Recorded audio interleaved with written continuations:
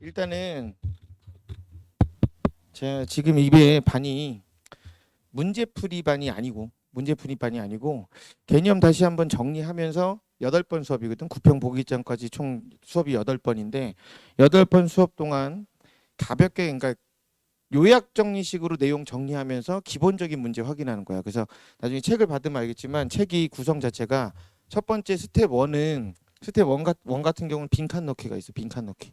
근데 그 빈칸 넣기는 수업 시간에 하지 않고 본인이 알아서 하면 돼. 하고 나서 수업 시간에는 스텝 2하고 스텝 3를 할 건데 스텝 2 같은 경우는 이제 OX로 내용들 나올 거야. 그래서 OX 보면 그 내용 나온 거 보면서 그 내용에 대한 정리 한번 하고 그 다음에 OX로 문제 풀면서 내용 다시 한번 점검하는 그런 식이 될 거고, 그리고 스텝 2는 이제 그 내용을 토대로 나온 기출 문제야. 기출 문제가 어떻게 출제됐는지, 그래서 그 내용을 알고 있으면 기출 문제에 어떻게 적용시켜서 풀어야 되는지 그거 확인하는 문제고, 스텝 3 같은 경우는 이제 제작 문제 혹은 변형 문제가 있어. 이제 이게 변형이 됐거나 했을 때 문제가 어떻게 출제될지 그 부분에 대한 걸 확인한다. 그래서 총 책이 3권이야. 총 책이 3권으로 구성되어 있는데 지구과학이 총 3개 단원이잖아. 1단원, 2단원, 3단원 해서 고체지구하고 대기와 해양 그리고 우주 이렇게 3개의 단원인데 한 권당 한 단원은 아니고 이제 양에 따라 조금씩 다르게 되는데 대략 한 권당 한 단원 정도라고 생각하면 돼. 대략적으로. 그래서 8주 동안 3권을 다 풀 거야. 8주 동안 3권을 다 할 거기 때문에 오늘은 첫날이니까 문제를 못 풀어왔으니까 그냥 좀 차분히 천천히 볼 건데 다음 주부터는 할 내용에 대한 문제는 한번 풀어보고 와야 돼. 근데 이제 과목을 바꿔서 지학이 완전 처음이라거나 그동안 지학을 했지만 처음이나 마찬가지인 상황이라거나 이런 경우가 될 경우에는, 그런 경우일 경우에는 이제 강의를 좀 보고 이제 본인이 보는 인강이라든가 혹은 공부했던 책이라든가 이런 게 있을 수 있으니까 그거 확인하고 문제를 한번 풀어볼 수 있으면 좋고, 그리고 공통적으로 과제 줄 거고 오늘 수업한 내용에 해당하는 내용 문제 확인할 수 있는 기본 문제 과제 있을 거고, 그리고 다음 주부터는 오면 시험을 간단하게 볼 거야. 간단하게 오늘 배운 내용에 대한 시험이야. 근데 그 시험은 기분 좋으라고 보는 시험이야. 다 맞으라고 그냥 주는 거야. 수능은 절대 그렇게 나오지 않아. 절대 그렇게 쉽게 나오지 않는데 그냥 내가 어느 정도 공부하면 그래도 기본적인 건 할 수 있구나. 그러니까 자신감을 조금씩 키우는 거니까 자신감을 조금 키워서 할 수 있는 거라고 생각하면 된다. 그래서 수업은 이제 그렇게 진행이 된다. 그렇게 진행이 될 거다. 그래서 그리고 이제 지금 보면 알겠지만 영상이 녹화되고 있기 때문에 한번 다시 반복해서 보거나 해야 되는 사람들은 얘기를 해. 조교한테 얘기를 해서 영상을 다시 보내달라고 하면 영상 처리해서 이번 주 중에 주말쯤에 해서 보내줄 테니까 다시 한번 봐야 되거나 이런 사람들은 그때 확인해서 보면 될 것 같아. 지금 책이 배송이 됐는데 어딘지 못 찾나 봐. 2권하고 3권인데 1권이 없어서 첫 번째 시작이 1권인데 일단은 지구과학 보면 자 1단원, 2단원, 3단원이잖아. 이렇게 있단 말이야. 이게 고체지구고 여기가 대기와 해양이고 여기가 우주야. 근데 어렵게 이제 올해는 시험 문제 어렵게 나오진 않을 거야. 지금 분위기가 킬러 문항 하지 말라고 얘기하고 있고, 그리고 EBS 연계도 간접 연계가 아니라 직접 연계시키라고 얘기하고 있어. 직접 연계시키라고. 그러니까 EBS 교재가 되게 중요한 해가 된다. 좋은 책이어서 보는 게 아니라 시험에 나올 책이니까 봐야 되는 문제가 돼버렸다고 지금 올해 같은 경우는. 네, 그럴 수 있는데 일단은 고체지구에서 어렵게 나오면 고지작이야. 여기서 어렵게 나올 수 있는 건 고지작이하고 지질단면도거든. 요 두 개가 어려울 수 있다. 요 두 개를 제외한 나머지 내용은 다 암기 내용이다. 외우면 맞출 수 있고 못 외우면 못 맞춰. 그러니까 성실하냐 성실하지 못하냐의 차이야. 여기는 요 두 개만. 근데 오늘 고지자기를 보게 될 거야. 오늘은 고지자기 내용을 보게 될 거야. 두 번째, 대기와 해양에서는 여긴 뭐가 어려운 거냐면 대기와 해양은 표나 그래프 해석 문제가 나와. 기본적으로 알고 있는 지식을 토대로 해서 문제에서 주어진 표나 그래프가 무엇을 의미하는지를 물어보는 형태의 문제가 나온다고. 그러니까 많이 읽어야 돼. 이걸 잘 읽어야 된다는 거거든. 근데 표나 그래프를 잘 해석하려면 방법은 하나야. 많이 풀어봐야 돼, 문제를. 문제를 그냥 많이 풀어봐야 된다. 그래서 매주 주는 숙제 양이 적다, 좀 더 많이 풀고 싶다 싶은 사람들은 얘기를 해. 숙제를 더 주는 건 얼마든지 줄 수 있으니까. 근데 이제 기본적으로 공통적으로 주는 건 최소한 그만큼 풀어야 된다고. 그만큼 최소한 그 정도는 복습을 해야 이 내용들을 숙지할 수 있으니까 최소한 그 정도는 풀어라 이거에서 표나 그래프 해석 문제가 되고 3단원 우주 여기가 유일하게 암기가 거의 없어. 여긴 거의 암기가 없고 여기는 계산 문제가 일부 나오지. 허블의 법칙이라든가 별의 물리량에서 계산 문제가 일부가 나온다. 근데 지구과학에서 하는 계산은 피타고라스하고 그냥 삼각함수 사인 코사인 정도 그 정도 수준인지 되게 복잡한 형태의 계산 문제는 안 나온다. 그리고 비례식 근데 이제 방정식이 나오는데도 1차식이야. 미지수 한 개밖에 안 나와. 절대 두 개 나오지 않는다. 그러니까 시중에 문제 풀다가 만약에 미지수가 두 개 나온다거나 수학적 계산이 복잡하잖아. 풀지 마. 버려. 그런 문제는 절대 안 나와. 그런 문제는 때려치기도 나오지 않는다. 기본적인 계산만 나오게 된다고. 그래서 3단원 같은 경우는 이렇게 구성이 된다. 그래서 가장 좋은 건 수업을 하면서 이제 본인이 지금 개념을 다시 정리해야 된다는 건 냉정하게 얘기하면 늦은 거잖아. 지금 여름인데 많이 늦었거든. 많이 늦었는데 늦었음을 극복하기 위해서는 동시에 해야 돼 공부를. 개념하니까 개념만 하겠다 이러면 안 된다고. 개념 한 부분에 해당하는 문제들을 계속 풀어야 돼. 숙제로 준 거 이외에도 추가적으로 수능 특강을 아직 안 풀어봤다면 수능 특강 풀어야 되고 수능 특강 다 풀었다면 수능 완성도 풀어야 되는 거야. 그래서 학원에 왔을 때 수업이 끝나고 나서 질문을 하든 해야 된다고. 혹은 내가 왔는데 만약 일찍 도착해 있으면 미리 질문해도 되고 그게 안 되면 끝나고 남아서 질문을 하거나 여러 가지 방식을 이용해서 적극적으로 질문을 해야 된다. 적극적으로 질문해야 되니까 아주 간단하고 쉬운 것 같아서 이런 걸 물어봐도 되나 싶을 정도의 것도 물어봐야 된다. 애매하다 싶으면 그냥 다 물어봐야 돼. 다 질문해서 결국에는 본인이 얻어가는 게 있으려면 그걸 해결해야 되니까 질문을 조금 적극적으로 하는 게 질문 좀 더 적극적으로 하는 게 그게 필요하다고. 그래서 볼게. 책이 없으니까 지금 일단은 첫 번째 여기 이제 책에 보면 이런 빈칸 넣기들이 있을 거야. 이거는 본인 정리하고 나서 오늘 수업이 끝나고 나서 집에 가서 다시 빈칸 한번 채워봐봐. 기억나는지 안 나는지. 이 빈칸은 꼭 외워야 되는 내용들이 있는 거다. 외워야 되는 내용들. 자 그럼 첫 번째는 판구조론의 정립이 나오는데 볼게. 판구조론의 정립. 판구조론인 게 처음에 나와. 판구조론이라는 게 나오는데 일단 판이라고 하는 게 뭐냐 이건데 판이라고 하는 건 판이라고 불리는 건 뭐였냐면 땅. 지구에 땅이 있을 거 아니야. 땅.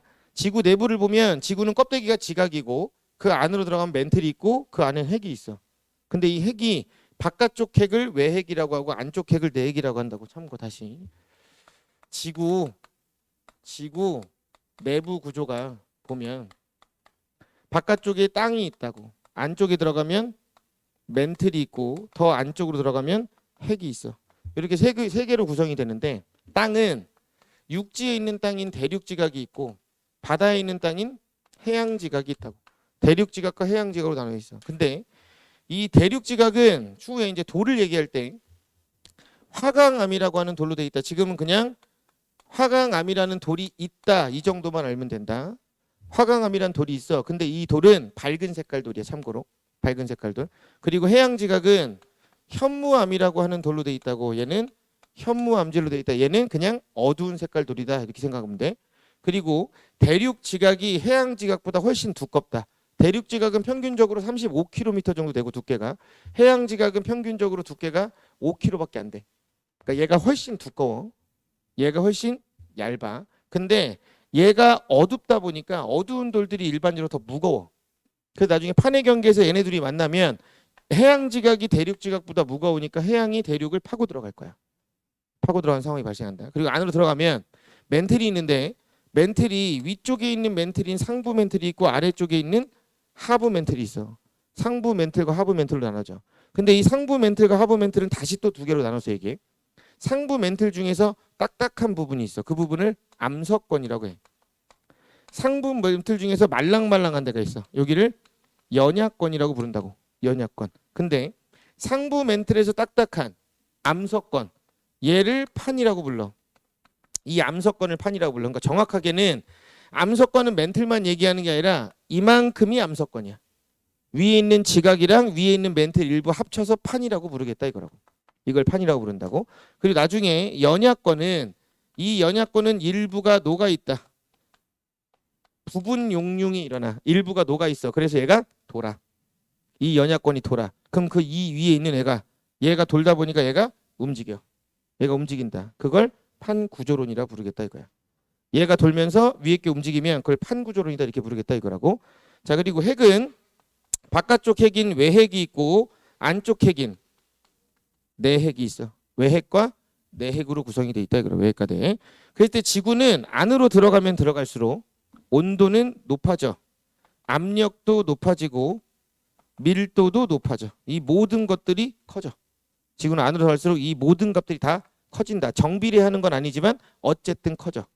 그럼 지구 내부에서 누가 제일 무거워? 얘가 제일 무거워. 그래서 제일 안쪽에 있는 거야. 얘가 제일 가벼워. 그래서 얘가 제일 바깥쪽에 있는 상황이다 이거라고. 가장 바깥쪽에 있는 상황.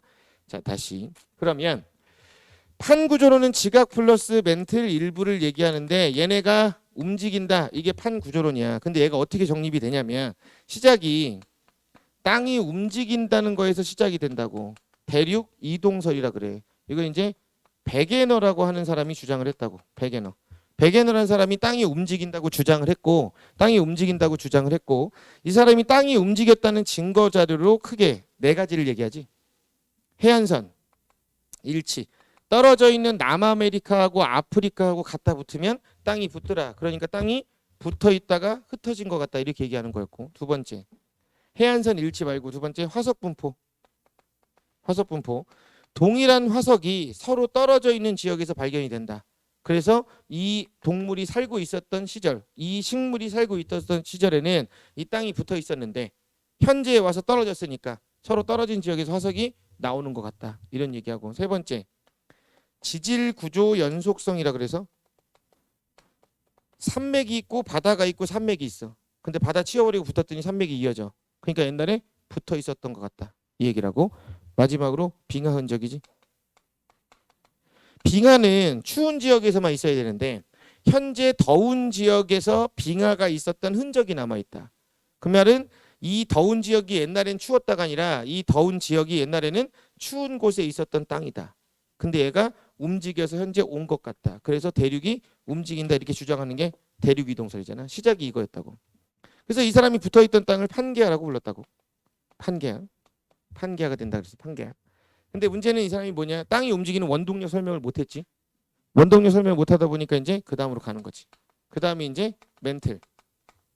대류설이었다고. 멘틀이 돈다고 주장을 했어. 홈즈라고 하는 사람이. 멘틀이 돌다 보니까 대륙이 움직일 수 있다. 이렇게 얘기했다고. 근데 왜 멘틀이 돈다고 얘기했냐면 지구 내부에 멘틀 중에서 온도가 높은 지역이 있었고 온도가 낮은 지역이 있었다고. 지구과학에서 이제 앞으로 1단원이든 2단원이든 3단원이든 지구과학에서 온도가 높으면 가벼운 거야. 온도가 낮으면 무거운 거야. 그냥 그렇게 풀어도 아무 상관없어. 전 단원 다 그래. 온도 높으면 가벼운 거고 온도 낮으면 무거운 거야. 그럼 온도가 높으면 가벼우니까 뜬다고. 멘틀 대류가 상승해. 얘는 무거우니까 멘틀 대류가 하강한다고. 그러니까 멘틀이 돌 수 있다. 이렇게 표현해. 돌 수 있다. 그래서 이렇게 상승하는 데서는 위로 올라온 데서는 밑에 있는 게 이렇게 뿜어져 올라오다 보니까 여기선 땅이 만들어진대. 해양 지각이 생성이 일어난다는 거고 여기서는 소멸이 일어난다. 이렇게 주장한 게 멘틀 대류설이야. 근데 그러면 이거잖아. 왜 온도가 높은 지역이 있고 왜 온도가 낮은 지역이 있냐 이건데 지구 내부에는 방사성 동위 원소가 있대. 이 방사성 동위 원소가 정확하게 뭔지는 몰라도 되고 어느 정도만 기억하면 되냐면 방사성 동위 원소는 불안정한 원소야. 얘는 불안정한 거야. 근데 자연은 항상 어떤 특징을 가지고 있냐면 안정해지려고 그래. 자연은 항상 평형 상태를 유지하려고 한다. 그럼 얘는 불안정하니까 안정해지고 싶어. 안정해지고 싶다 보면 이 방사성 동위 원소가 붕괴된다. 얘가 붕괴돼. 그럼 얘가 붕괴될 때 열이 발생을 한다고. 그럼 그 열 때문에 온도가 높은 지역이 있대. 근데 이 방사성 동위 원소가 멘틀에 골고루 있는 건 아니니까 어딘가는 온도가 높고 어딘가는 온도가 낮은 상태가 되는 거야. 그래서 돌 수 있었다 이렇게 주장한다. 근데 얘는 왜 인정을 못 받냐면 과학기술이 발달하지 못했기 때문에 요거 측정이 안 돼. 방사성 동위원소 측정 자체를 못한다. 그러다 보니까 인정받지 못한다는 거지. 그리고 그 다음에 나오는 게 이제 해저 확장설이 되는 거야. 해저 확장설. 해저 확장설. 헤스하고 디치란 사람이 주장을 하지. 이런 사람들이 주장을 하는데 이 해저 확장설 같은 경우는 음향측신법이라 그래서 해저 지형에다가 음파를 쏜단 말이야. 전파를 쏴가지고 전파가 돌아오는 시간을 측정해. 그럼 전파가 돌아오는 시간을 측정하면 그 지점까지의 거리를 측정할 수 있지. 그래서 수심이 음파 속도에다가 왕복 시간을 쟀다고. 근데 얘가 왕복 시간이니까 여기다 얼마? 2분의 1을 곱하면 그 지형의 수심이 얼마인지 알겠다 이거야. 그럼 그 지형의 수심들을 다 구해서 선으로 이어보면 해저 지형 모양이 나오겠지. 그럼 해저 지형 모양이 어떻게 생겼다 이거잖아. 그래서 물이 이렇게 있으면 이렇게 완만한 땅이 있었는데 이게 대륙 붕이었고 이런 땅이 있었고 경사가 급해지는 이런 대륙 사면이 있었고 대륙 사면이 존재했고 안으로 들어가서 이렇게 깊은 골짜기가 나오는데 이게 해구였다고. 해구. 근데 해구 외우자. 해구는 6,000m야.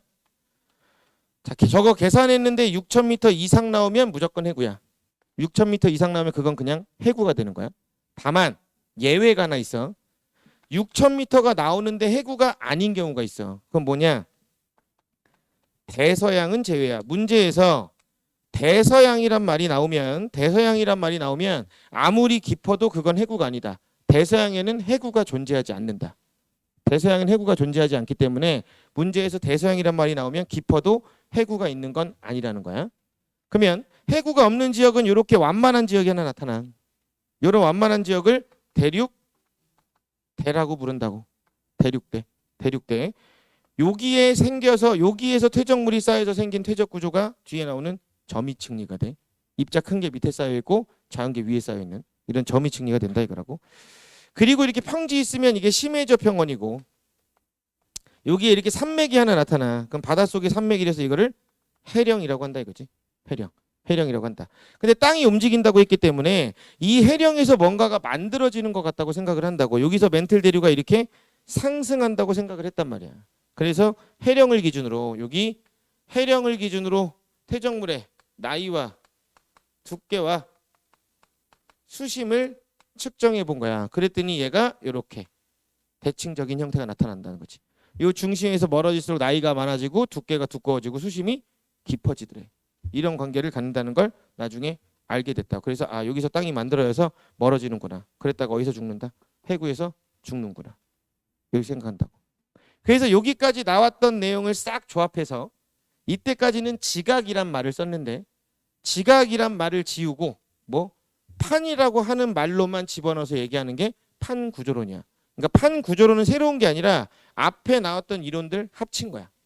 앞에 나왔던 이론들 합쳐서 정리한 게 판구조론이 된다. 다만 여기서 이제 추가적으로 얘기하는 건 판구조론에서는 판의 경계가 나타난다는 거야. 판의 경계. 서로 다른 판들이 만날 수도 있고 어긋날 수도 있고 멀어질 수도 있어. 그런 판의 경계가 되는 지점에서 지진이나 화산 활동이 일어난다. 그렇게 표현하는 게 판구조론이 됐다 이거지. 됐니? 요게 판구조론이 된다. 그래서 판구조론의 정립 과정이 이렇게 된다 이거라고. 판구조 정립 과정. 그래서 이거는 기본적인 거 잘 알고 있을 거라고 본다. 간단하게 정리해서 본 거야. 판구조론의 정립 과정이 이렇게 된다는 거. 됐니?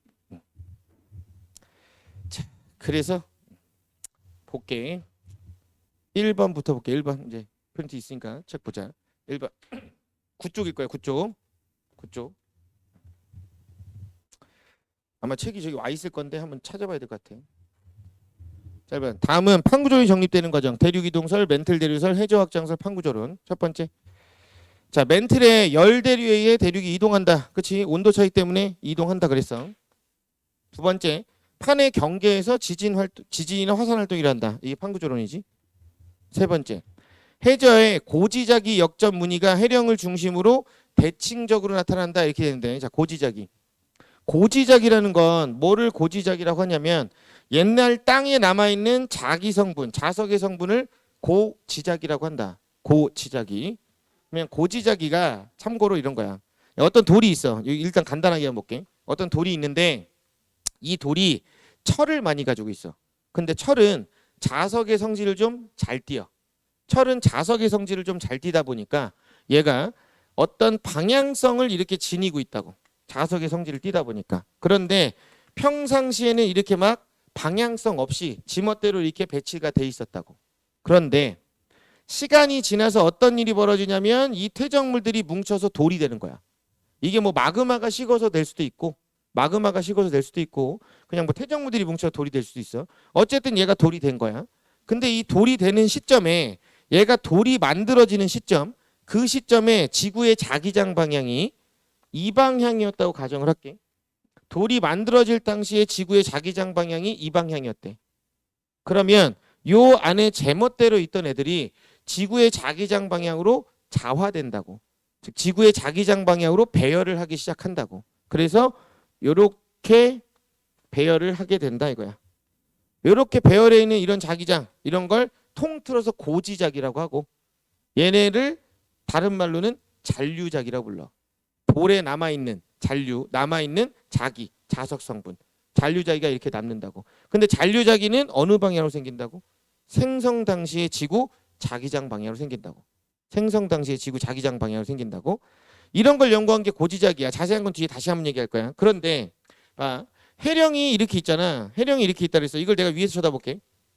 이걸 위에서 쳐다보면 보통 해령을 이렇게 짝대기 두 개로 그린다고. 해령을. 그럼 옆에 땅이 있을 거야. 다시 여기도 땅이 있을 거라고. 근데 보니까 해령 옆에 있는 데는 이 방향을 가리키고 있었대. 돌들이 밑방향을. 근데 그 옆에 있는 돌들은 이 방향을 가리키고 있었대.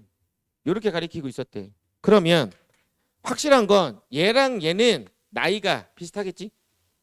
왜냐하면 생성 당시 방향을 그대로 가리킨다는데 얘는 방향이 똑같으니까 얘네들은 비슷한 시기에 생겼을 거다 이렇게 추정을 한다고. 근데 이 옆은 여기는 얘네 둘이는 나이가 또 비슷할 거야. 근데 얘랑은 나이가 다르겠지? 근데 해령을 조사해 보니까 이런 자기장 방향들, 이거 이제 지자기 줄무늬라 그래? 이 방향이 해령 중심으로 양쪽이 대칭적으로 나타났대. 그럼 해령을 기준으로 양쪽으로 땅이 움직였구나 이렇게 추정했다 이거라고. 그래서 다시 3번 보면 해저 고지자기 역전 무늬가 해령을 중심으로 대칭적이다. 그 말은 해령에서 땅이 만들어서 양쪽으로 이동한다 이 뜻이라고. 그래서 맞다는 거지. 4번 글로소프테리스 화석이 인도, 아프리카, 남아메리카 같이 여러 대륙 화석 분포 얘기하는 거지. 여기저기서 동일한 화석이 발견된다는 건 여기저기에서 화석들이 같은 데 살고 있었다. 그 말은 옛날에 땅이 붙어 있었다. 이렇게 추정할 수 있다 이거라고. 자, 5번 대륙 이동설은 초대륙 판게아가 고생대 초기에서 중생대 말기에 존재하였으며 판게아는 약 2억 년 전부터 분리되어 현재와 같은 대륙 분포가 되었다. 대륙 이동설은 초대륙 판게아가 고생대 초기에서 중생대 말기 이게 틀린 거지. 땅이 뭉쳐있던 시기는 고생대 말기야. 고생대 말기라고. 그리고 땅이 흩어지는 시기는 중생대 초기가 돼. 요때 흩어지게 된다. 요때. 그래서 시기가 잘못됐다. 나머지 말들은 다 맞는데 시기가 잘못 표현돼 있다 이거야. 자, 6번. 멘틀 대류설은 대륙 이동의 원동력을 설명하지 못하던 대륙 이동설의 문제점을 해결했다. 원동력을 설명하지 못했었는데 문제점을 해결은 했지. 근데 문제는 뭐냐면 해결했다는 얘기는 인정을 받았다는 얘기인데 뭐라고 했어? 이거 측정 못했다 그랬지? 이거 측정을 못했다고. 그러니까 인정받지는 못했어. 이유를 제시는 했지만 인정받지는 못했다고. 자, 7번 해양지각이 해령에서 형성된 후 양쪽으로 멀어지는 거고.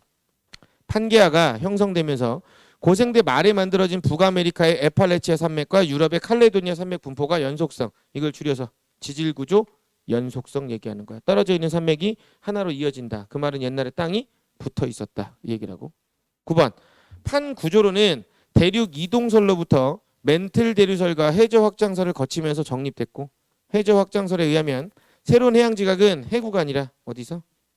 해령에서. 해구에서는 소멸한다 그랬어. 해령에서 생긴다 이거라. 해령에서 생겨난다. 듣니? 그래서 판 구조론의 정립 과정이 이렇게 된다. 그래서 보통 판 구조론의 정립 과정이 시험에 나오면 1번이야. 1번. 보통 요즘에는 이게 대화하는 문제로 많이 나와. 대화하는 문제로 가볍게 외우면 된다. 자, 2번. 2번이 대륙 이동설에서 증거 제시한 거 얘기한 거야. 증거 제시한 거. 자, 그림은 대륙 이동을 뒷받침할 수 있는 자료 중 일부를 나타냈다 이렇게 돼 있는데 첫 번째 그림 보면 여기 에팔레치아 산맥이 있지. 여기에 칼레도니아 산맥이 있어. 근데 얘네 둘이 지금 떨어져 있단 말이야. 근데 이 대륙을 이렇게 갖다 붙이면 대륙을 둘이 갖다 붙이면 얘랑 이어져. 그러니까 옛날에 땅이 붙어 있었다 이런 얘기 한다는 거야. 두 번째, 여기가 지금 극지방이어서 여기가 빙하가 있어야 돼. 근데 빙하가 여기서 다 나타나고 있다고. 지금 빙하가 있었던 흔적이 다 나타나고 있다. 근데 문제는 이 지역들은 지금 거의 저緯도 근처이기 때문에 더운데도 불구하고 빙하 흔적이 나타난다. 그럼 뭐냐? 아, 원래 얘네는 여기에 이렇게 붙어 있었는데 여기 원래 붙어 있었는데 시간이 지나면서 어떻게 됐다? 아, 이렇게 흩어졌구나 이거지. 이렇게 흩어지게 되었다 이거라고. 됐니? 이렇게 흩어졌다 이거야. 그래서 이게 대륙 이동소의 증거 얘기하는 거다. 자, 1번. 과거에 에팔레치아 산맥과 칼레도니아 산맥은 하나로 연결돼 있었다. 맞지? 얘는 옛날에 연결돼 있었고. 두 번째. 기역 지점과 니은 지점 사이의 거리는 현재보다 고생대 말에 가까웠다. 왜? 고생대 말에 땅이 뭉쳐 있었다고. 그때가 판게아라고. 디귿 지점은 고생대 말에 남반구에 있었다. 얘가 지금 빙하 있잖아. 빙하 있으면 어디 붙어 있었다고? 여기 붙어 있었다고. 그러면 남반구에 있었네. 남반구에 위치해 있었다 이거지. 4번. 기역 지점과 니은 지점은 북아메리카 대륙과 유럽 대륙이 분리되기 이전에 기역과 니은 지점은 붙어 있다가 떨어진 거야. 그러면 분리되기 이전에 생성되었다. 맞네. 그래서 일단은 1, 2, 3, 4번 다 맞지. 아, 그리고 판서한 내용을 써도 되는데 쓰는 게 버거운 사람은 찍고 나중에 집에서 복습할 때 그때 다시 한번 천천히 정리해도 된다. 일단은 설명하는 걸 듣는 게 더 중요하다. 정리는 나중에 본인이 하고. 그리고 책을 나중에 받으면 보면 알겠지만 문제가 2번 반복돼. OX 빼고는. 문제가 앞에 있고 뒤에 문제 다시 나와. 근데 다시 나올 때 옆에 사용해야 되는 개념 써 있고 해설 다시 달라붙어 있어. 그러니까 혼자 집에서 다시 한번 풀어봐야 돼. 근데 만약에 본인이 풀어왔었다면 시간 좀 지나고 나서 다시 확인해야 된다고. 지학은 물리나 화학이나 생명은 문제를 푸는 스킬이 있지. 스킬이 중요해. 근데 지학은 개념이 중요해. 왜냐면 문제를 푸는 스킬이라는 게 존재하지 않아. 그냥 모든 문제는 다 개념이야. 그래서 지속적으로 개념을 반복을 해야 돼. 지속적으로 개념을. 그래서 반복해서 확인해야 된다고. 자, 5번 볼게. 지질구조 연속성은 베게너가 제시한 대륙이동 증거. 맞네. 6번. 베게너는 여러 대륙에서 발견되는 같은 시대에 형성된 암석들을 대륙이동의 증거로 제시한 적은 없지. 화석을 얘기했지. 화석을. 자, 현재 적도 부근에서 빙하 퇴적층이 발견되는 것을 토대로 과거 지구 기후가 매우 추웠다. 이게 말이 안 되는 거라고. 추운 동네에 있던 땅이 이동했다지 지구 자체가 추웠다 이 뜻은 아니라고. 과거 판게아가 분리된 이후 대서양 면적은 점점 넓어졌다. 왜? 여기가 대서양이지. 옛날에 땅이 붙어 있을 때는 대서양이 존재하지 않았다. 근데 얘가 떨어져 나가기 시작하면서 여기에 대서양이 생겨난다. 그래서 앞으로 대서양의 넓이는 점점 증가할 것이다. 점점 증가하게 될 거다 이거야. 그래서 5번, 8번이 맞네. 자, 3번 볼게. 3번이 음향측신법 얘기하는 거야. 이게 음향측신법 얘기하는 거라고. 음향측신법. 그러면 왕복 시간이 길면 깊은 거잖아. 왕복 시간이 짧으면 얕은 거지. 그럼 실제 이 지형은 어떻게 생긴 거냐면 대충 이렇게 생겨 있지. 대충 지형은 이렇게 생겨 있는 상황이지. 자, 그럼 첫 번째. 관측 시작점으로부터 약 1000km 여기까지.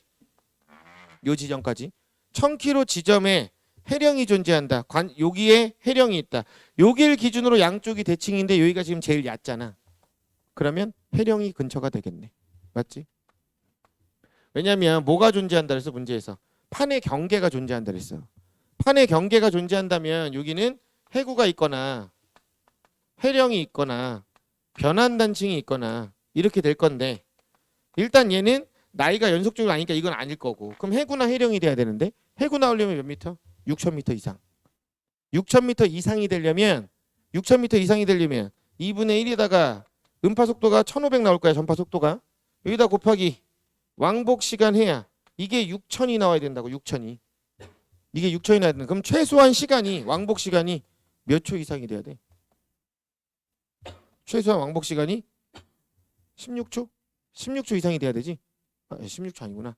6000이면 12000이니까 1500T는 12000. 그러면 둘 T는 8초네. 8초 이상 돼야 되지. 8초 이상. 그러니까 그렇게까지는 안 나오고 있다고. 되니? 자, 3번. 그래서 1번 맞고 2번. 해양 지각의 평균 나이는 해령이 나이가 어리다 그랬지. 그럼 여기가 어려야 되지. 여기가 해령 근처니까. A 지점보다 B 지점이 어려야 돼. 해령이 제일 어리다고. 자, 3번. 관측 시작점으로부터 거리 500에서 1500. 여기서부터 여기까지. 이 지점까지 해저 확장 중심부 뭐 해령이 있다 얘기잖아. 지금 같은 말 계속 반복하는 거야. 말 바꿔서 계속 얘기하고 있는 거다. 그래서 1번, 3번이 일단 맞지. 자, 4번. 야, 그 지금 여기에 들어있는 OX 들어있는 이 표현들 있잖니? 이 표현들은 만들어낸 표현이 아니야. 수특, 수완, 교과서, 기출문제에 쓰고 있는 표현들이야. 다 알아야 되는 표현이다. 보기로 자주 나오는 표현들이라고. 자, 4번. 관측 구간에는 서로 다른 판이 최소한 3개 있다. 지금 여기가 해령이면 해령을 기준으로 왼쪽에 판 하나 있고 오른쪽에 판이 하나 있는 거잖아. 그럼 판이 최소한 몇 개야?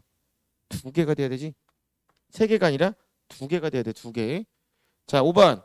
해수면에서 발사한 초음파가 해저면에 반사되어 되도록에 걸리는 시간을 t, 초음파 속도 v라고 하면 붙었니 2분의 1 vt가 된다. 맞지? 2분의 1 vt가 된다 이거지. 2분의 1 vt. 자, 6번. 초음파가 해저면에 반사되어 되도록 걸린 시간 차이가 심하대. 시간 차이가 심하다는 얘기는 수심 차이가 심하다는 얘기지. 작다가 아니라 크다. 해령에서 멀어질수록 나이는 증가한다고. 뭐 이거 여기가 해령이면 해령을 기준으로 퇴적물의 나이, 두께, 수심 많아진다, 두꺼워진다, 깊어진다 이렇게 된다고. 자, 8번. 관측 구간에서 가장 깊은 지점 8000m 이상이다. 8초가 돼야 6000m잖아. 그럼 8000m 이상 되려면 8초 이상 나와야 되지. 지금 이 지점이 8초 이상 나온 지점이 있니? 없어. 8000m 이상은 될 수 없지. 9번. 해군은 판의 수렴형 경계에서 발달한 해저 지형이고 관측 구간 내에 있는 해령의 높이는 얘잖아. 절대 6000m가 되지 않지. 훨씬 얕아. 자, 음양측신법은 해저 확장설 확립에 기여했다. 음양측신법을 이용해서 해저 확장설이 나왔다. 이거라고. 됐니? 그래서 3번은 이렇게 된다. 자, 4번 다시 음양측신법이야. 4번 다시 음양측신법. 다음은 음파가 되돌아오는 시간을 나타냈다. 옳은 것을 모두 골라라 이건데, 자 보면 지금 시간이 이렇게 되는데 어디를 보냐면 여기 볼게. 30km 요 지점을 경계로 양쪽 시간이 대칭적으로 나타나지. 양쪽 시간이 대칭적으로 나타나잖아. 그럼 여기가 어디 근처라는 거야? 여기가 해령 근처라는 얘기야. 정확하게 여기가 해령인지 아닌지 모르겠지만 얘가 해령 근처일 거야. 그리고 양쪽으로 대칭적으로 지금 깊어지고 있으니까 대충 그리면 뭐 이런 식으로 생겼다 이거잖아. 지금 지형이 이런 식으로 생겼을 거라는 거야. 1번. 관측 지역 내에 멘틀 대류가 하강하는 게 아니라 해령이니까 상승하는 데가 존재하고. 2번. 수심이 가장 깊은 관측 지점은 초음파가 해저면에 반사되어 되던데 걸리는 시간이 가장 짧은 게 아니라 가장 긴데. 자, 55km 지점 얘 6.7초잖아. 그럼 1500 곱하기 2분의 6.7. 그렇지? 맞지? 3번. 4번. 위 지역에는 최소한 판은 2개야. 왼쪽 거 하나, 오른쪽 거 하나. 근데 판의 경계는 여기 그냥 1개지. 판의 경계는 1개야. 판의 경계는 1개밖에 없어. 1개밖에. 3번 하나 맞네. 자, 5번. A와 C 사이에는 높이 1500m 이상의 산맥인 해령이 있다. A와 C 사이 얘 2초잖아. 2초면 1500 곱하기 2 곱하기 2분의 1이니까 맞네. 1500. 6번. 해군은 판의 수렴형 경계에 발달한 해저 지형이고 관측 지점 A에서 측정한 해양 지각의 나이는 B보다 해령에서 멀어질수록 나이가 어떻게 된다고? 많아진다고. 그러면 나이가 제일 어린 건 B니까 B보다 A가 많아야 되지. A가 B보다 나이가 많아야 돼. 8번 해수면에서 해저면까지 거리에 따라 음파의 속도가 달라지게 되면 이거 측정 못해. 위치마다 음파 속도 달라져서 시간이 달라지는 거면 수심 측정이 안 된다고. 음파 속도는 일정해야 된다. 음파 속도는 어디서든 1500이 나와야 된다. 이거 1500. 그래서 5번 6번만 맞다고. 5번 6번만 됐니? 자 5번 자 그림 가와 나는 각각 태평양과 대서양에서 측정한 해령으로부터 거리에 따른 해양 지각의 연령과 수심이래. 자 볼게. 여기가 영살인데 얼마를 멀어지냐면 이만큼 멀어지는데 나이가 요만큼이래. 나이가 이만큼. 그런데 얘는 여기서부터 똑같은 거리를 멀어지는데 나이가 이만큼이래. 그러면 해령에서 멀어지는 속도는 나하고 가 중에 누가 빨라? 가가 빠르지. 가가 나보다 훨씬 빠르게 움직였다는 거야. 자 그럼 다시 봐봐. 자 동일한 해령인데 해령이 있어. 근데 보통 일반적으로는 침강 속도는 동일해. 즉 아래로 떨어지는 속도는 똑같다고. 아래로 떨어지는 속도는 똑같은데 수평 방향 이동 속도가 다른 거야. 그럼 이 극단적으로 그려볼게. 가 같은 경우는 일정한 시간 동안 이만큼의 거리를 가. 근데 요만큼 떨어졌대. 이 시간 동안에는. 다시 동일한 시간 동안 얘는 수평 방향 이만큼 갔는데 요만큼 떨어졌다고. 다시 이만큼 갔는데 요만큼 떨어졌대. 그래서 여기는 해령이 이런 식으로 나왔다는 얘기야. 이런 식으로. 그런데 나 같은 경우는 동일한 시간 동안에 요만큼을 간 거야.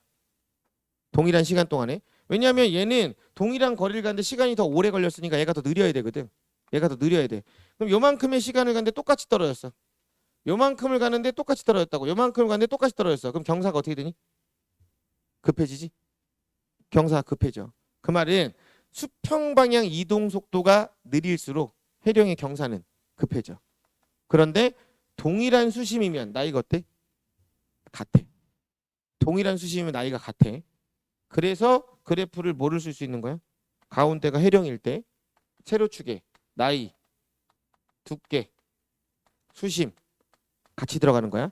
이게 대칭적으로 나타난다고. 다시 퇴적물의 두께가 두꺼울수록 나이가 어떤 거야? 많은 거야. 퇴적물의 두께가 얇을수록 나이는 어린 거야.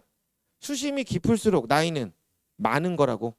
얕을수록 나이는 어린 거야. 이거 느낌으로 풀면 안 된다. 느낌으로 풀면 안 돼. 다 나이로 간다. 그 느낌으로 풀면 안 된다는 게 무슨 말인지 볼게. 자 1번 해령은 발산형 경계 맞지? 2번 심해 퇴적물의 두께 물어봤어. 뭐 물어본 거야? 나이 물어본 거야. 나이. 그러면 A는 나이가 이거잖아. A는 나이가 이거야. B는 나이가 이거지? 그럼 누가 두꺼워? B가 두꺼운 거야. 근데 이거 보고 나서 아닌데요. 얘가 얘보다 두꺼운데요. 이 짓 하면 안 되는 거라고. 이러면 안 돼. 퇴적물의 두께는 나이 많은 데가 훨씬 더 두꺼워. 나이 많은 데가. 아니라고. 자 3번 위 두 지역에서 새로운 해양 지각이 형성되어 멘틀 대류 하강부에 위치한다. 맞지? 아 하강부가 아니지. 멘틀 대류 상승부지. 새로운 해양 지각이 생기니까 여기는 하강부가 아니라 상승부지. 상승부. 4번 새로운 해양 지각은 해령의 열곡에서 생성되고 해령의 열곡을 중심으로 확장 멀어진다고. 5번 해령으로부터 거리가 600km 지점 수심과 해령의 수심 이게 간단하게 얘기하면 경사거든. 600km 지점의 수심과 해령의 수심이니까 얘는 요만큼이 차이 난다고 지금 수심 차이가. 근데 600km 지점 수심과 해령의 수심 얘는 이만큼 차이 나잖아. 그러니까 경사 물어본 거랑 똑같은 거야. 누가 크다? 나가 더 크다. 그래서 가에서가 나에서보다 작다. 맞지? 가에서가 나에서보다 작다. 최근 3천만 년 동안 평균 확장 속도 누가 빠르다고? 가가 빠르다고. 가가 나보다 빠르게 갔다 이거지. 가가 나보다 빨랐다 이거라고. 그래서 일단 이렇게 2번, 3번 틀렸고, 자 7번. 7번. 자 7번은 글자가 이렇게 겹쳤네. 자 A 지점. A 지점이 속한 해양판은 최근 1500만 년 요때까지잖아. 1500만 년 여기 요때까지 1500만 년 동안 대략 300km를 갔대. 그러면 시간 얼마? 1500만 곱하기 10의 4승 분의 300km니까 300 곱하기 10의 5승 센티미터지. 그럼 6개 지우고 6개 지우면 15분의 30이니까 얼마? 2네. 2cm per 년이다. 1년에 2cm씩 갔다 이거지. 1년에 2cm씩 갔다 이거라고. 맞지? 8번. A 지점과 B 지점은 해령으로 떨어진 거리가 같아. 지금 얘랑 얘는 떨어진 거리가 똑같다고. 떨어진 거리가 같으니까 잔류자기 방향은 거리 대칭이 아니지. 얘 뭐였어? 생긴 시점에 따라 어떤 방향을 나타낸다 그랬잖아. 그러면 잔류자기 방향은 뭐의 대칭이야? 나이 대칭이야. 거리 대칭이 아니라 나이 대칭이라고. 나이 대칭. 근데 지금 두 지점의 나이가 달라. 나이가 다르다고. 그럼 잔류자기 방향이 꼭 같다고 볼 수는 없다고. 무조건 같다고 볼 수는 없어. 나이가 다르기 때문에. 자 9번. 두 지점의 해령에 측정한 잔류자기 방향은 두 지점에서 측정한 해령이잖아. 해령이면 현재지. 해령의 나이는 0살이잖아. 해령에서 측정했다는 얘기는 이건 현재란 뜻이야.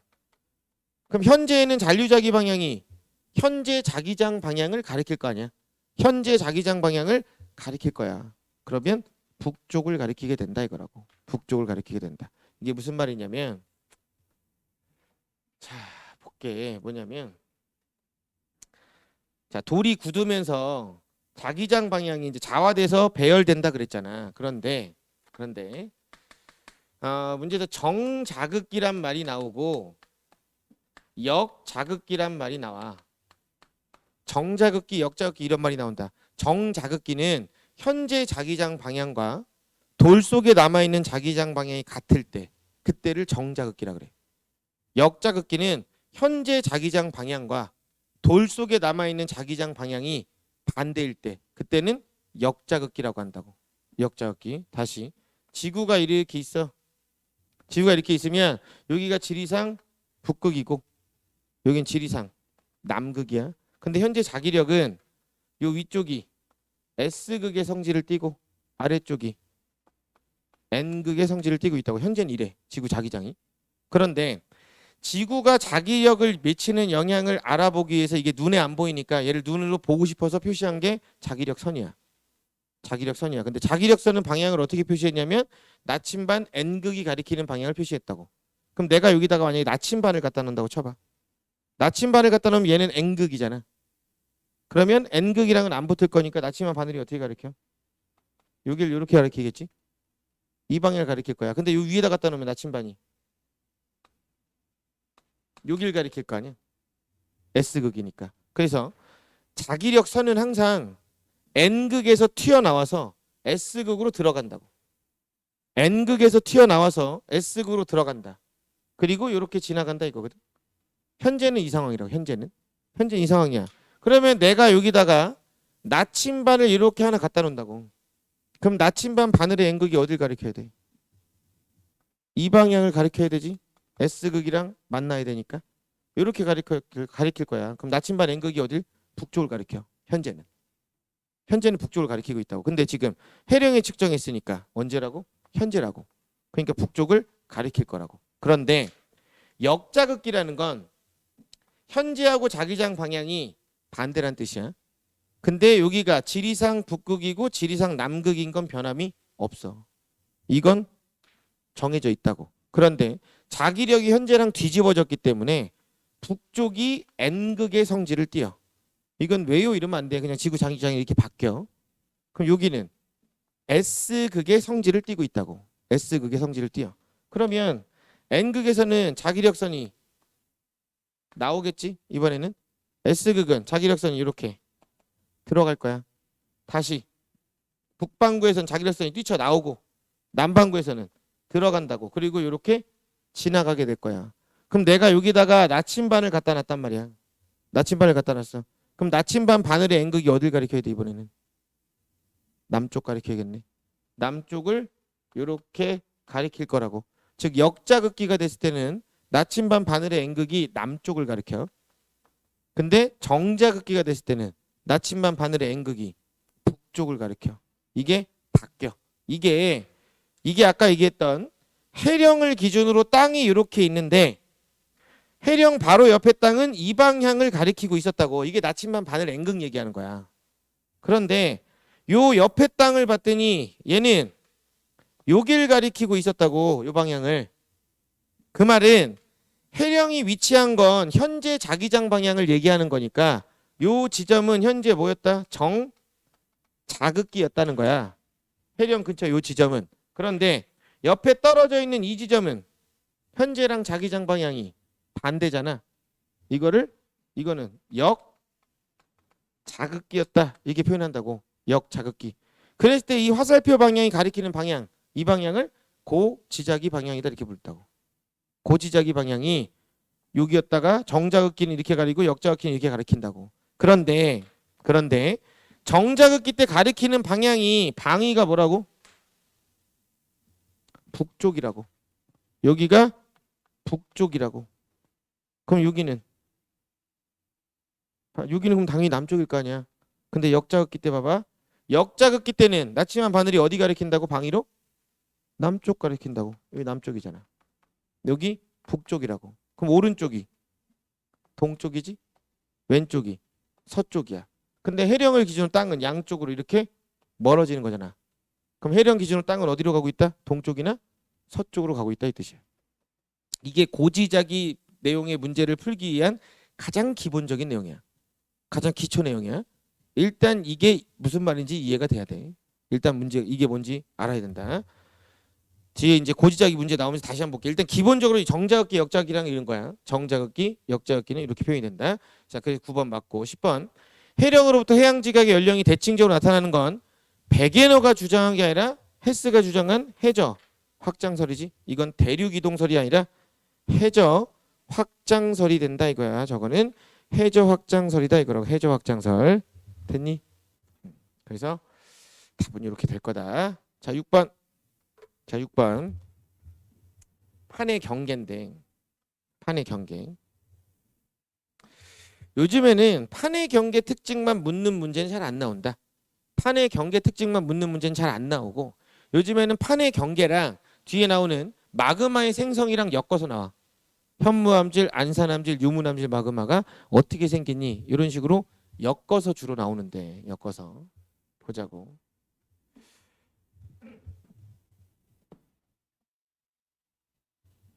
판의 경계가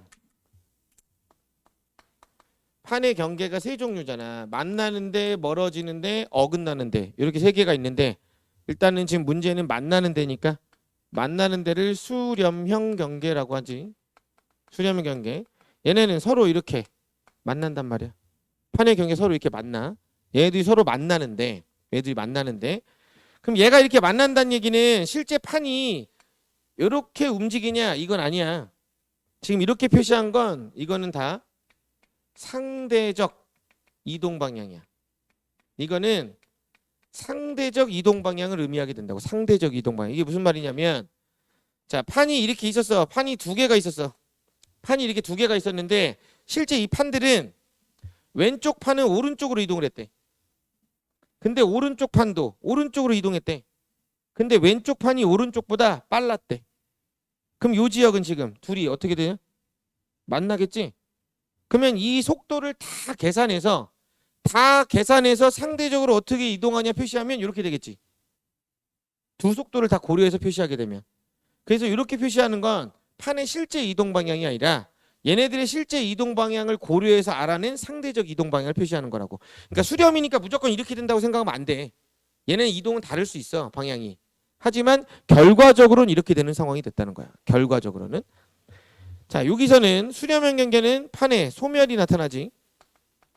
그리고 멘틀 대류는 여기서 하강하는 결과가 나타나고 멘틀 대류는 여기서 하강한다 그랬어.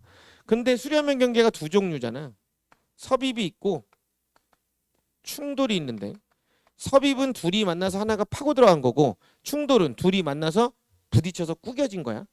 구겨진 걸 얘기한다. 다시 섭입은 두 개가 만났는데 하나가 이렇게 들어간 거라고. 무거운 게 있어서. 그러면 얘가 들어가는 이 지역, 얘가 들어가는 요 지역, 요 지역을 섭입대라 그래. 다른 말로 베니오프대라고 한다고.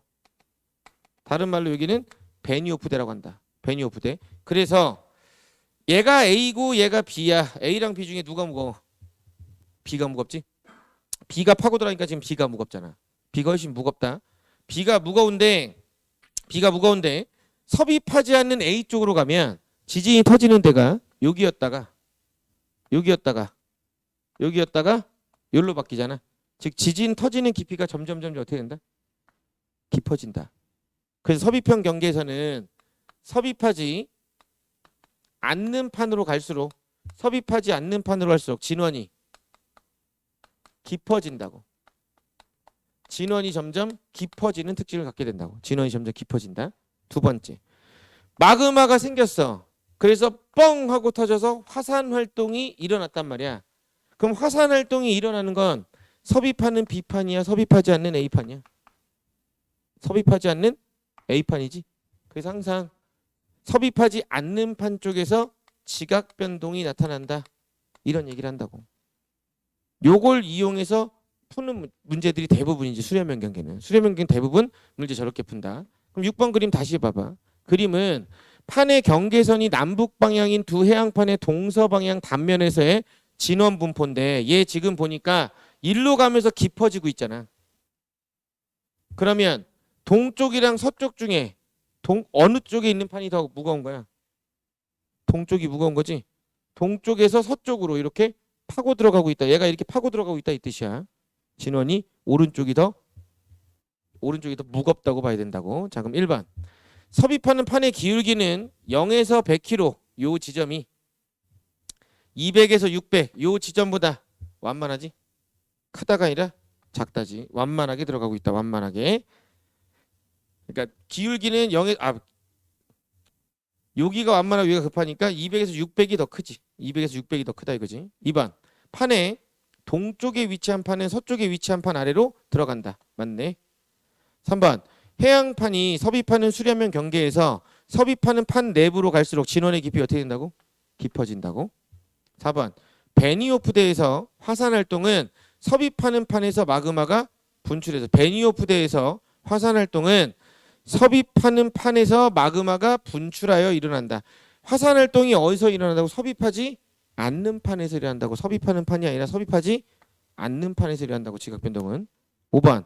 화산 활동은 판의 경계 서쪽이 동쪽보다 활발하다. 섭입하지 않는 데가 서쪽이니까 서쪽이 동쪽보다 활발하게 나타난다고. 6번. 서쪽에 위치한 판보다 동쪽에 위치한 판의 밀도가 크네. 일로 갈수록 깊어지니까 얘가 더 밀도 크다고. 이 지역은 멘틀 대류 하강부 섭입이니까 판의 경계에서는 주로 천발 지진만, 섭입형 경계는 깊게도 들어가기 때문에 깊은 데서 터지는 지진인 신발 지진도 나타난다 이거라고. 신발 지진도 나타난다. 그래서 4번, 8번이 틀린 거지. 4번, 8번이 틀렸다. 자, 7번. 자, 7번. 7번 그림 볼게요. 7번 그림.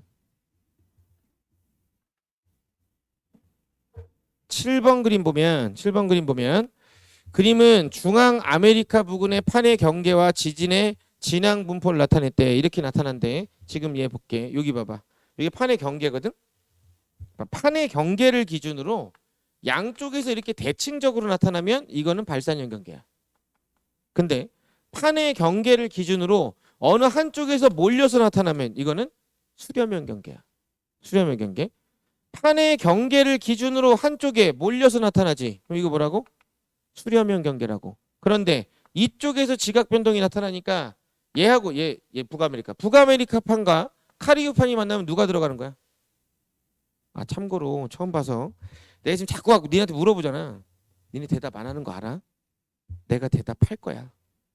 근데 잠깐 시간 텀을 주는 건 그 시간 텀 동안 대답은 안 해도 되는데 생각은 해야 돼. 생각 안 하면 잔다. 개 졸린다. 재미가 없으니까. 그러니까 그 텀을 줬을 때 고민은 해봐야 된다. 뭐 대답까지 바라진 않는다. 근데 고민은 해. 왜냐면 시험 내가 보는 게 아니라 네가 보는 거잖아. 공부하는 게 나를 위한 게 아니라 너를 위한 거라고. 물론 공부를 하기 싫으면 방법은 간단하다. 대학을 포기하면 된다. 대학을 안 가면 돼. 그럼 공부 안 해도 된다. 근데 본인이 대학을 갈 거야. 그럼 해야 돼. 뭐 어쩔 수 없어 그거는. 둘 중에 하나 선택해야 돼. 공부를 하고 대학을 갈 건지 공부 안 하고 대학을 안 갈 건지.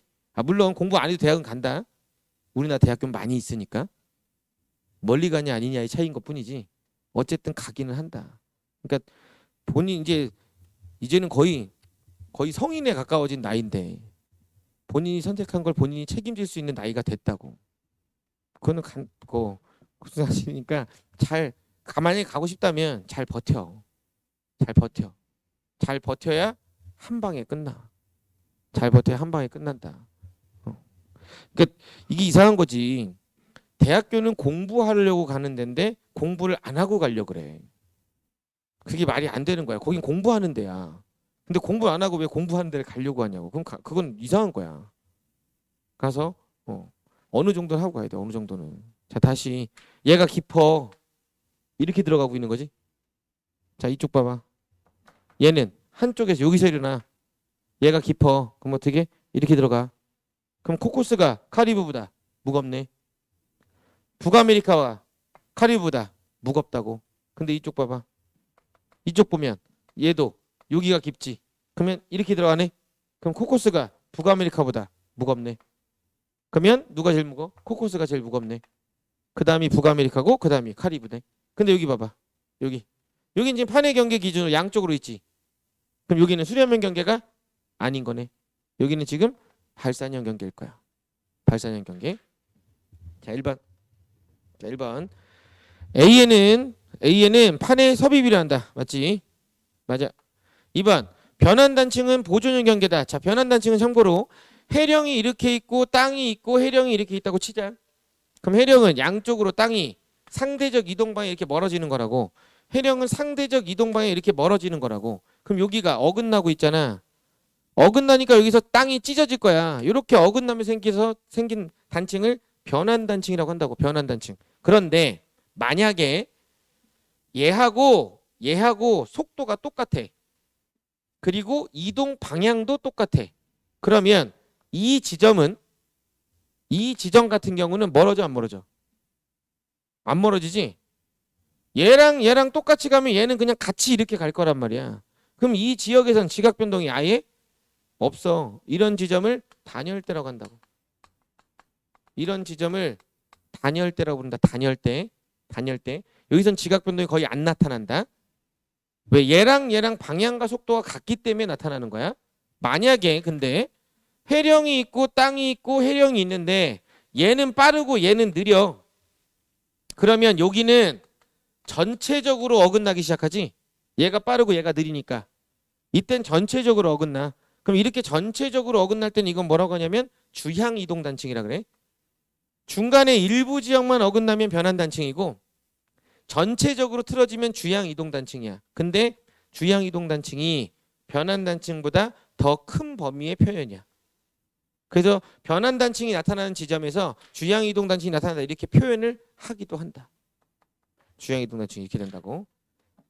자, 그럼 2번 변환 단층은 보존형 경계 맞고 3번 코쿠스판과 카리브판의 경계에서 화산 활동은 섭입하지 않는 카리브판 맞고 B에서는 화산 활동이 일어나지 않는다. 여기 발산형 경계야. 화산 활동 있지. 해령에서 화산 활동이 일어난다고. 4번 틀렸고. 자, 다시 5번. 자, B에서는 해구가 발달한다. B는 지금 발산형 경계니까 해구가 아니지. 해령이 발달한다고. 해령이. 6번. A와 C에서 판이 섭입하는 방향은 얘는 일로 들어갔고 얘는 일로 들어갔으니까 방향이 달라. 자, 북아메리카판과 카리브판, 코코스판 중에 제일 무거운 거 누구라고? 코코스. 얘였다고. 얘가 답하고 들어왔다고. 8번 판이 수렴하는 경계 부근에서 진앙의 분포를 통해 판의 대략적인 밀도 비교할 수 있지. 어디서 지각 변동이 일어나냐 보고 나서 아 누가 파고 들어왔구나 이거 추정할 수 있었으니까. A, B, C 중에서 보존형 경계는 A, B, C 요 지역에선 보존형 경계가 없지. 어디가 보존이야? 여기가 보존이지 여기가. 요 사이가 해령과 해령 사이가 보존이다. 그러니까 저 동그라미 친 데서는 보존형 경계가 없다 이거라고. 됐니? 자 그리고 보면 자 16쪽에 보면 뭐가 있냐면 16쪽에 보면 과학 탐구 능력, 과학적 문제 해결력이라고 해서 있잖아. 이게 뭐냐면 교과서에 있는 거야 이게. 교과서에 이런 내용이 있어. 이게 음양측신법 물어보는 거잖아. 그러면 이걸 이용해서 요 그림이 그대로 시험에 충분히 출제될 수 있다 이거라고. 시험에서 충분히 이런 방식으로 출제가 될 수 있다 이거야. 그러면 앞에 내용 토대로 기출문제 어떻게 나왔는지 잠깐 쉬었다가 기출문제 확인할게.